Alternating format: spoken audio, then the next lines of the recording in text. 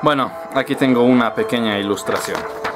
Aquí está Morelos, encargándole a su alumno, Hidalgo encargándole a su alumno Morelos la lucha armada.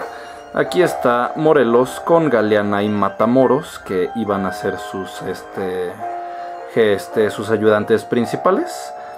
Y aquí está Morelos en la toma de Cuautla. Eventualmente su principal victoria militar, la de Morelos, fue la del puerto de Acapulco, porque en ese entonces Acapulco era el puerto más importante del Océano Pacífico y por lo tanto desde ahí se podía gobernar la parte sur del país.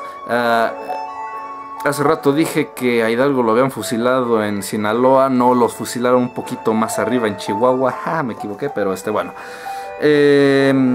Había diferencias de ideologías entre Ignacio López Rayón y Morelos. ¿Por qué? Porque lo que quería Ignacio López Rayón era que hubiera un reconocimiento por parte de España de México, de la Nueva España, y sí estaba de acuerdo en todo con Morelos, pero lo que él proponía era que la Nueva España, México, siguiera siendo colonia de España y que como tal España y México fuesen uno, o sea, fuesen una sola cosa, no que España estuviera encima del otro, o más bien que pues sí, o sea, estamos supeditados al mismo rey, a Fernando VII, que no estaba en el trono en ese momento, estaba José Bonaparte. López Rayón quería que volviera al trono Fernando VII de España, pero no en la manera en que lo había hecho antes, sino dejando libre a México en muchos sentidos políticos, pero que todavía fuéramos colaboradores más bien con España. Por tanto, discrepaba con Morelos. Morelos decía, no, yo quiero la total independencia y que México no tenga que ser gobernado desde fuera, sino que aquí adentro tengamos nuestro propio gobierno. Morelos toma Cuautla, Morelos se va hacia Guerrero y toma el Acapulco. Y una vez que toma Acapulco, toma fuerza otra vez el movimiento insurgente. Espero no habérmelo saltado. Ya estamos en la segunda etapa del movimiento de independencia. Se llama organización. El hombre principal aquí es Morelos y la etapa se llama organización. Una vez que toman el puerto de Acapulco, Morelos se toma el tiempo para establecer lo que él quiere que sea la nación una vez que sea independiente. ¿Cuáles eran los ideales de Morelos? Eran abolición, la absoluta independencia de la nación, el reconocimiento a la soberanía popular y a la organización de un gobierno distribuido en 3 poderes. O sea, que no solo una persona tuviera el poder como era un rey, sino que hubiera poder ejecutivo, legislativo y judicial. Como hoy tenemos, el poder ejecutivo está en el presidente, el legislativo en el Congreso de la Unión y el judicial en la Suprema Corte de Justicia. También que los puestos públicos debían ser ocupados por los nacionales, por gente nacida aquí, no por gente de España, ¿ves? Que la esclavitud fuese disuelta. Bueno, eso ya lo había establecido Hidalgo, pero como tal, pues como no todo el país estaba gobernado por los insurgentes, una vez que así fuese, que fuera abolida la esclavitud y la distinción de castas, o sea que se acabase la discriminación. y respeto a las garantías para la propiedad y el domicilio, pero también quería esto, que la religión católica fuese la religión oficial del Estado, o sea, que fuese ilegal practicar otra religión que no fuese la católica. Recordemos que Morelos era cura antes de ser general y que fue alumno de Hidalgo. Además, ofrecer mejores salarios para vivir mejor y alejarlos de la ignorancia y de que se les robase. Todo esto Morelos lo expresó en un documento, como borrador, llamado Los Sentimientos de la Nación. Los Sentimientos de la Nación, por si es pregunta de examen. Y la ideología que plasmó Morelos en Sentimientos de la Nación fue la base para nuestra primera constitución, la Constitución de Apatzingán. Constitución de Apatzingán. ¿Dónde queda Apatzingán? En Guerrero, ahí cerca de Acapulco, donde estaba. La hicieron en 1814. 4 años después de iniciar la lucha, Constitución de Apatzingán fue la primera constitución de México, pero no entró en vigor. Nunca se utilizó. Esa constitución no se puso en práctica porque todos los que pretendían ponerlos en prácticas fueron capturados y o ejecutados. Eventualmente, Morelos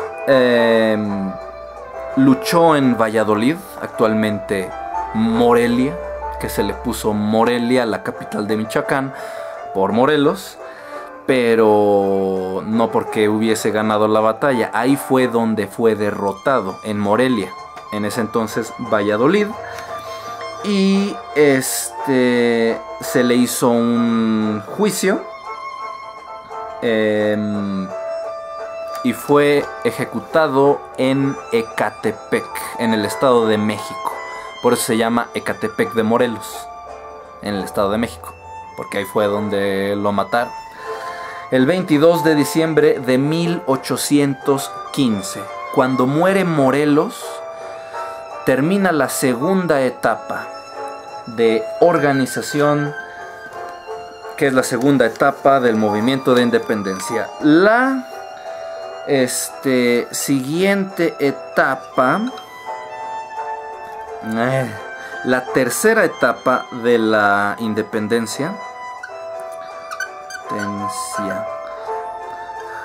Javier Mina. Cuando matan a Morelos, todos los insurgentes se van para su rancho, ¿no? Se dispersan, unos para todos lados. Pero en sí los ideales todavía seguían ahí en la mente de muchas personas, ¿no? La tercera etapa de la independencia se llama resistencia. Resistencia. La primera fue inicio, la segunda fue organización, la tercera es resistencia. Y el hombre a cargo aquí es Francisco Javier Mina. Javier Mina. Mina como de donde sacan el oro y todo eso. Junto a él luchó un hombre llamado Pedro Moreno. Es el del caballito, Pedro Moreno. ¿Quién era Javier Mina? ¿Por qué no se escucha tanto de él? Porque realmente él no era mexicano, él era español. Javier Mina luchó en su país en contra de los franceses, pero Javier Mina, siendo español, ya en la Europa, con las ideas de la Ilustración otra vez, empieza a creer en la democracia, no en la monarquía. Empieza a tener leyes, ideas de separación de la iglesia del Estado. Se volvió muy nacionalista, que viva la libertad, que los pueblos tengan un congreso, una cámara un juzgado independiente, el poder ejecutivo, presidentes, que sean repúblicas. Muchas de estas ideas, estando en Europa, Javier Mina conoció a un fraile, un señor que se llama Fray Servando Teresa de Mier. Espero que eso no sea pregunta de examen. Hay un montón de calles, sobre todo la que está en el centro, con ese nombre. ¿Quién fue Fray Servando Teresa de Mier? Pues quien convenció a Javier Mina de luchar por esos ideales, pero aquí en México. Llega de repente Javier Mina a México y junto con Pedro Moreno, siguen la lucha que había dejado Morelos. Siguen luchando, pero desgraciadamente no duró mucho tiempo esa lucha. Durante una batalla en un lugar llamado el Fuerte del Venadito, Venado Chiquito, del Venadito matan a Moreno, capturan a Mina y lo fusilan. Lo interesante de la etapa de resistencia fue que la dirigió un español, y ese español pues no está en el monumento a la independencia, no está en los billetes, pero pues se le debe mucho, ¿no?, a este muchacho. Bueno, la etapa de resistencia fue principalmente de los años de 1817 hasta 1820.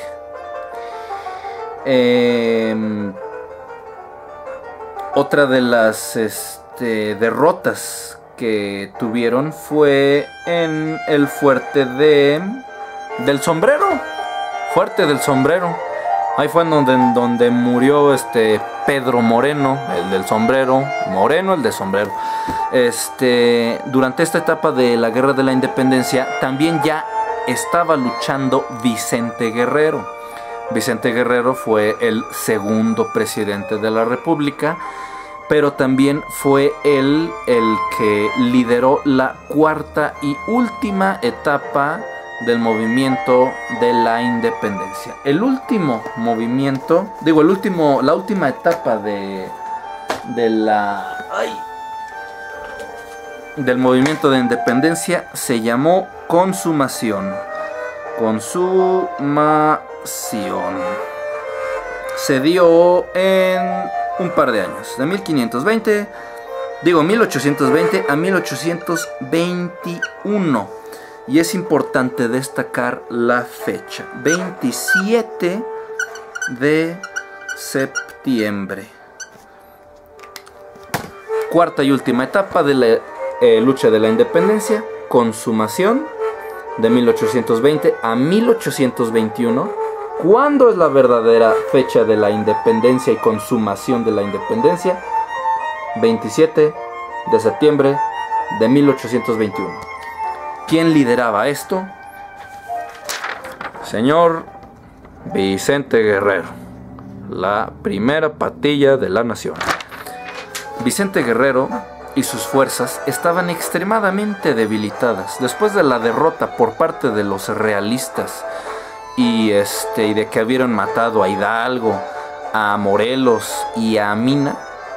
Realmente ya no había una organización, o sea, el espíritu y la ideología de la independencia seguían vivos, pero ya no había como tal un enemigo para los españoles, a pesar de que estaba Vicente Guerrero liderando el movimiento, pero estaban prácticamente a punto de ser derrotados, no tenían armas, no tenían nada. Los españoles y los realistas habían recuperado casi todo el territorio nacional, pero la cosa curiosa es que la independencia fue lograda más por los españoles que vivían aquí que por los insurgentes, los mexicanos que querían independizarse de España. ¿Por qué? Por lo que ya habíamos visto antes, a finales de la colonia. Los reyes españoles de la dinastía de los Habsburgo, que venía de España y de Austria, que gobernaban España, eran absolutistas. Por tanto, daban muchos privilegios a los nobles, a los virreyes a la iglesia y al ejército. Cambiaron a los Borbones, y los Borbones, siendo ilustrados, pues daban más libertades y más oportunidades al pueblo. Llegan los Borbones en estos tiempos de la independencia y empiezan a suprimir derechos y privilegios de la iglesia y del virrey y de la nobleza. Entonces, pues se enojaron los altos mandos de los españoles, y su deseo original era primero acabar con la rebelión en el país, o sea, aplastar a los insurgentes, porque ahora eran los mismos españoles que vivían aquí los que querían la independencia para hacer lo que quisieran. Pero como todavía había luchas, dijeron, bueno, pues ¿para qué nos peleamos con Vicente Guerrero si los dos queremos lo mismo, ¿no? Entonces, toda la ideología que los realistas, que estaban perdiendo sus privilegios en la Nueva España por causa de los Borbones en España, unieron su causa bajo un solo hombre, que fue el primer gobernante del México independiente, Agustín de Iturbide. Fue el primer gobernante de México independiente, pero no fue el primer presidente, porque él no fue presidente, fue emperador. Lo voy a poner aquí, Agustín de Iturbide. Creo que a la mano no tengo una ilustración. No se te olvide, Agustín de Iturbide o Agustín I, emperador de México.